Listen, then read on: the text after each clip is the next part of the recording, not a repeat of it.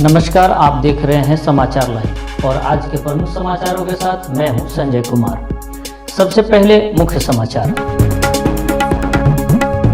मुख्यमंत्री नीतीश कुमार ने पटना के गांधी मैदान में आयोजित बिहार सरस मेला का किया भ्रमण। ग्रामीण उद्यमिता को प्रोत्साहित करने के लिए मेले का होता है आयोजन। नरकटियागंज में अतिक्रमण के खिलाफ बड़ी प्रशासनिक कार्रवाई। एसडीएम और एसडीपीओ के नेतृत्व में नगर प्रशासन बुलडोजर के साथ सड़कों पर मचा हड़कंप।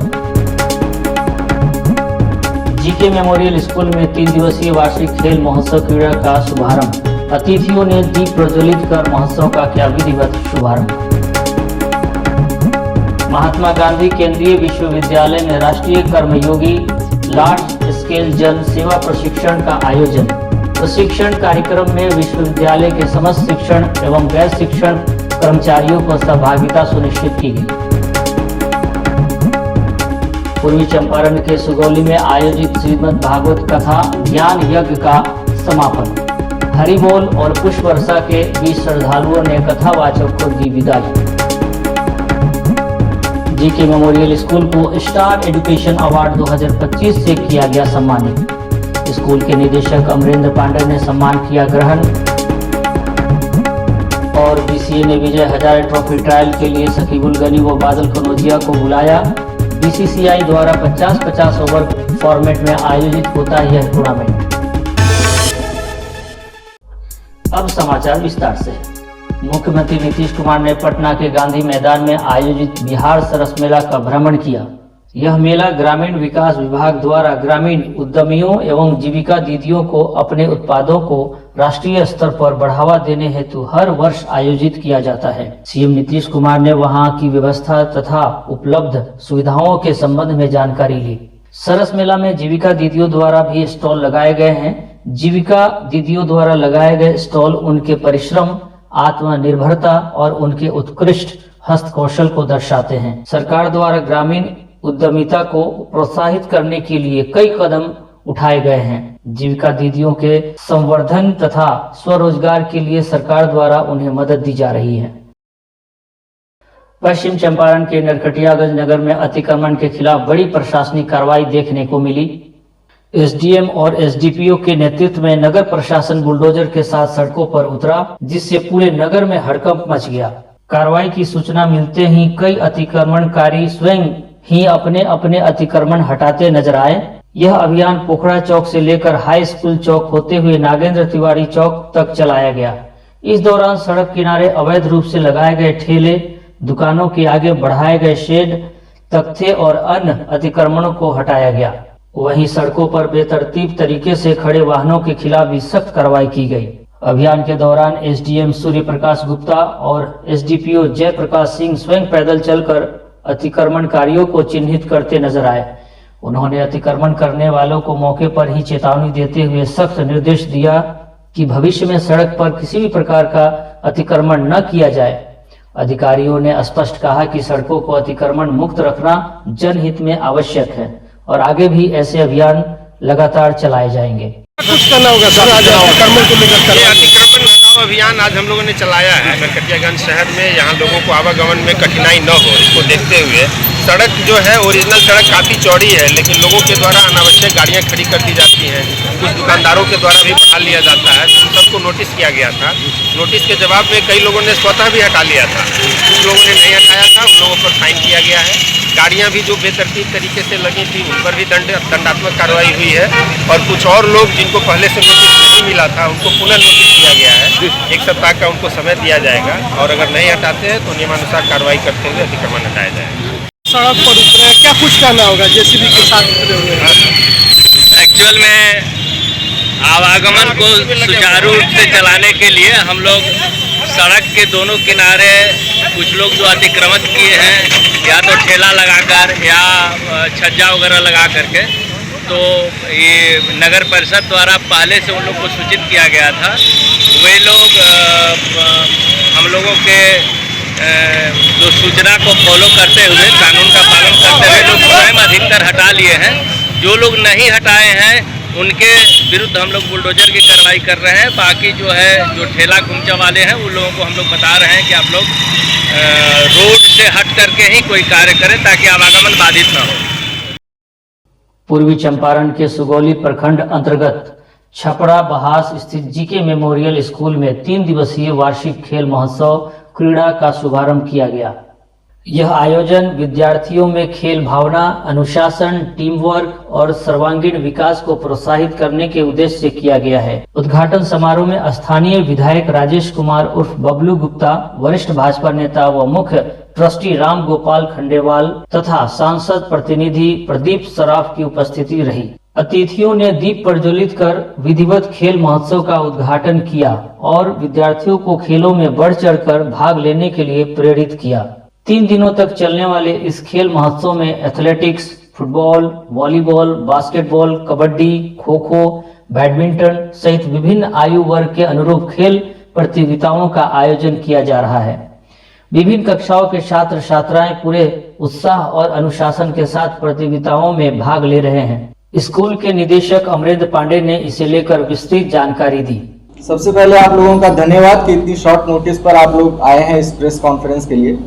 इस प्रेस कॉन्फ्रेंस में हमारा 3 मकसद है। एक तो ये इनॉग्रेशन सेरेमनी एनुअल स्पोर्ट्स का है आज, और 3 दिन तक हमारा एनुअल स्पोर्ट्स चलेगा। इसका हमने क्रीड़ा नाम दिया हुआ है।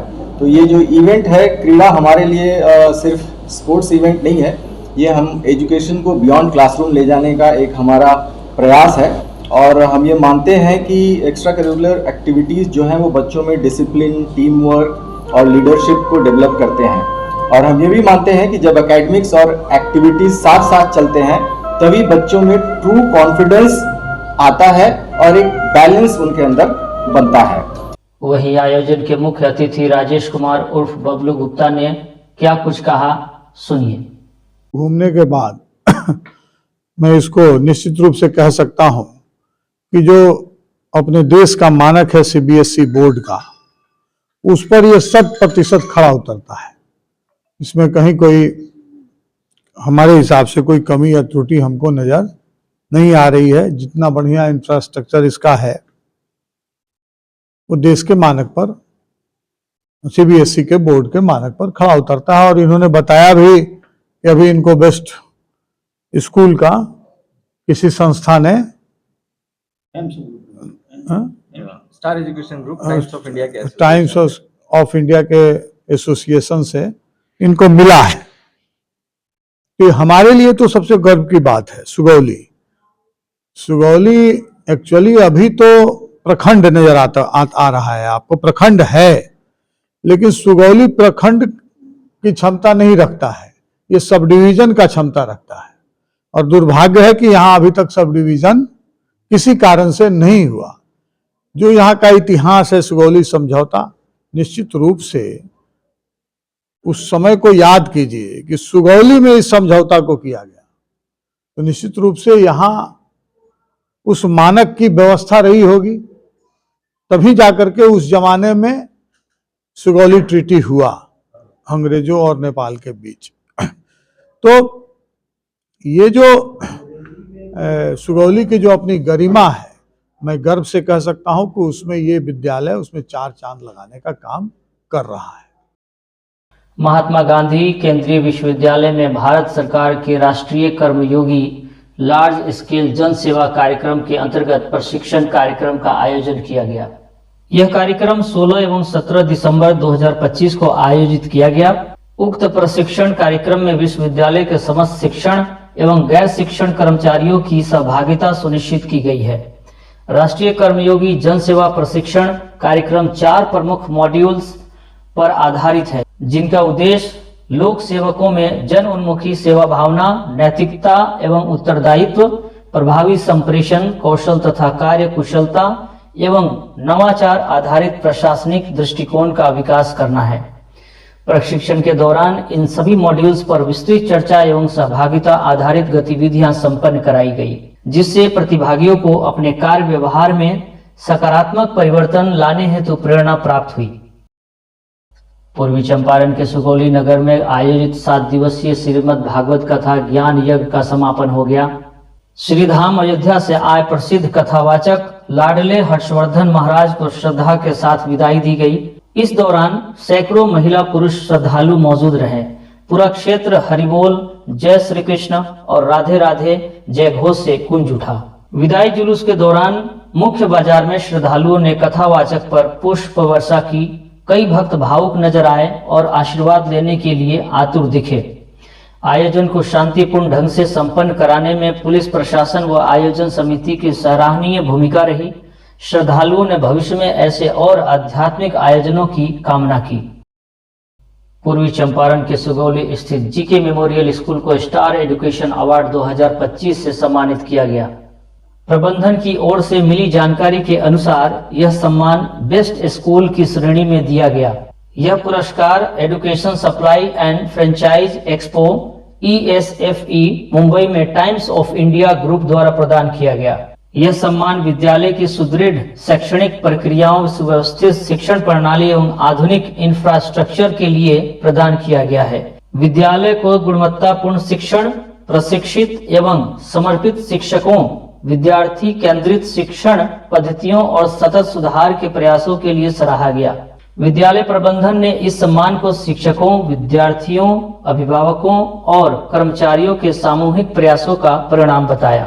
सुनिए क्या कह रहे हैं स्कूल के निदेशक अमरेंद्र पांडे। ये हमारा अवार्ड है जो हमारे स्कूल को मिला है, best school Motihari Bihar region के लिए।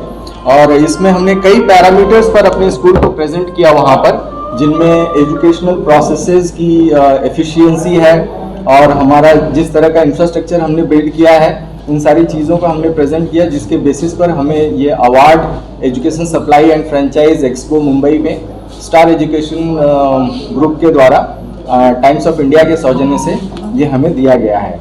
तो ये जो अवार्ड हमें मिला है, ये हमारे रिस्पॉन्सिबिलिटी को और भी बढ़ाता है कि हमने जिस तरह के स्टैंडर्ड्स सेट किए हैं उसको जारी रखें और उससे भी बेहतर बनने का प्रयास करते रहें। इसके अलावा हमने एक प्रोग्राम लॉन्च किया है जो कि स्पेसिफिकली क्लास 10 के बच्चों के लिए है, जिसका नाम हमने दिया हुआ है लॉन्च पैड।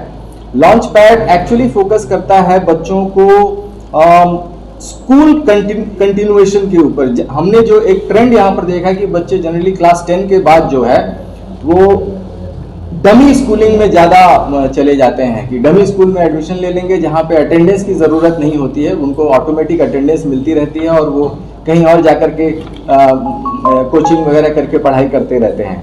तो हमारा इस प्रोग्राम का मकसद है कि हम रेगुलर स्कूलिंग पे फोकस करें, क्योंकि रेगुलर स्कूलिंग जो है वो बच्चों में बहुत सारी स्किल्स को बिल्ड करता है, जो कि सिर्फ एजुकेशन से रिलेटेड नहीं है। जैसा भी मैंने कहा कि लीडरशिप हो गया, डिसिप्लिन हो गया, टीम वर्क हो गया, ये सारी चीज़ें अगर बच्चा रेगुलर स्कूलिंग नहीं कर पाता है तो उसकी में वो ये स्किल्स बिल्ड नहीं हो पाती हैं। अगर बच्चे डमी स्कूल वाले कल्चर में जा करके रेगुलर स्कूलिंग को छोड़ करके कोई एग्जाम क्लियर भी करते हैं, तो हमारा ये मानना है, और सिर्फ हमारा मानना नहीं है, रिसर्चर्स ने ये प्रूव किया है कि बच्चे क्लियर करके एक पोजीशन तो पा लेंगे, लेकिन उससे ऊपर जाने के लिए वो बहुत स्ट्रगल करेंगे। अगर रेगुलर स्कूलिंग वाला बच्चा वो क्लियर करता है, एक पोजीशन पाता है, तो वो यहाँ तक जा सकता है। लेकिन अगर एक डमी स्कूल वाला बच्चा है तो वो यहाँ से इसी में स्ट्रगल करता रहेगा। BCCI के तत्वाधान में आयोजित होने वाले विजय हजारे ट्रॉफी के लिए मोतिहारी के सकीबुल गनी व बादल कनौजिया को BCA ने ट्रायल के लिए कॉल किया है। पटना के मोइनुल हक स्टेडियम में दोनों खिलाड़ियों ने 16 दिसंबर को रिपोर्ट कर दिया है। ECDCA सचिव रवि राज के हवाले से मीडिया प्रभारी प्रीतेश रंजन ने जानकारी देते हुए बताया है कि सकीबुल गनी जहां लगातार विगत सत्रों से बिहार टीम के लिए खेल रहे हैं, वहीं कप्तानी का जिम्मा भी सकीबुल के हाथों में है। सकीबुल पिछले कुछ सत्रों से लगातार Bihar Ranji team, Syed Mushtaq Ali T20 team व विजय हजारे के लिए बनी टीम में भागीदारी कर रहे हैं और बढ़िया प्रदर्शन भी कर रहे हैं। वहीं बादल कनौजिया ने इस सीजन में सीनियर डिवीजन के मैचों में अंडर 23 ग्रुप के मैच में शानदार गेंदबाजी का प्रदर्शन किया है। साथ ही कर्नल CK नायडू ट्रॉफी में भी उसने बेहतरीन गेंदबाजी करते हुए 10 विकेट लिए। ज्ञात हो कि BCA सीनियर चयन समिति के सदस्य चेतन शर्मा, हरविंदर सिंह, सुनील कुमार सिंह, विष्णु शंकर व अनंत प्रकाश ने ट्रायल के लिए 38 खिलाड़ियों की सूची जारी किया है। अब चलते चलते आज की लाइन है, बेहतर से बेहतर की तलाश करो, मिल जाए नदी तो समंदर की तलाश करो, टूट जाता है शीशा पत्थर की चोट से, टूट जाए पत्थर ऐसा शीशा तलाश करो। इस बुलेटिन में मेरे साथ बस इतना ही। ताज़ा तरीन खबरों के लिए समाचार लाइव को यूट्यूब पर सब्सक्राइब कर बेल आइकन दबाएं और फेसबुक पर फॉलो करें। इसके साथ साथ आप इंस्टाग्राम और ट्विटर पर भी सब्सक्राइब, लाइक, फॉलो और शेयर जरूर करें। नमस्कार।